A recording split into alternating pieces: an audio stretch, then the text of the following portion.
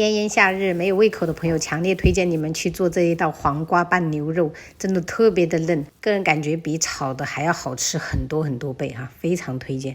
今天買的這個雪花部分其實不是特別的理想，因為它的油脂不是特別的高哈，但是現在就是紋路很清晰哈，特別適合新手朋友，就是不會切牛肉的。然後我們先給它改刀一下，因為這個比較大塊，順着它的紋路切。看它的紋路就是這樣一絲一絲的，很明顯哈。我們就逆着橫向切它，這樣燙出來牛肉都是特別嫩的。切的时候這個方向不能切錯了，還有就是盡量選擇這種雪花或者是吊龍部分。醃製我們就來一點鹽，然後適量的胡椒粉，少許味精，1勺生抽，適量的地瓜粉，也就是紅薯澱粉哈，来一點點清水稀釋一下，然後抓匀。然后最後我們就封一點油啊，然後給它醃製個10分鐘。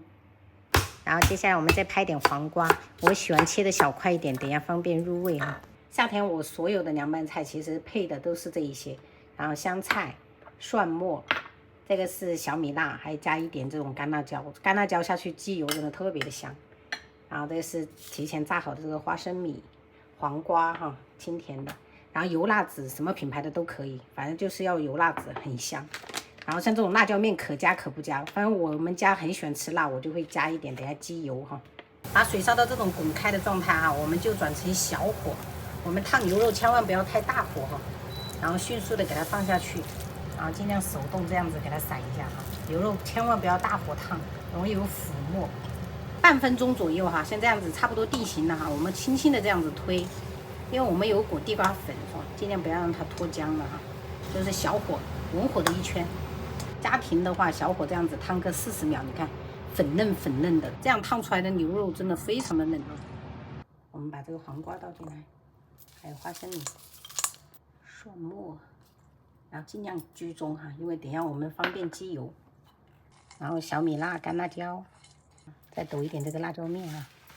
接着我們牛肉梗熨的肉油哈，激發香味。然後調味我們只需要來點生抽，然後少許的香醋，再來一點點的芝麻香油，1小勺的油辣子，再把香菜給它倒進來哈，用手給它充分拌均勻，一定要給它拌入味哈。如果喜歡吃冰冰涼涼的，可以放到冰箱裡面冰鎮一下。這道菜絕對是我們夏天飯桌上經常會出現的，因為真的特別特別的好吃。黃瓜拌牛肉，還做了一個西紅柿炒蛋，這個是豆腐皮龍膽魚湯，還有一個乾鍋包菜，開吃。你嘗一下這個口感，這道菜真的強推呀，超級好吃啊！夏天我感覺比炒的好吃。涼涼的啊，酸辣開胃。不是，我说的是已經15塊了。沒事，魚不怕你吃，知道吧？酸辣開胃啊！下次你姑姑來，我絕對要做這一道涼拌牛肉給她吃。寶貝，吃飯要吃慢一點啊！你看這幾分鐘又見底了。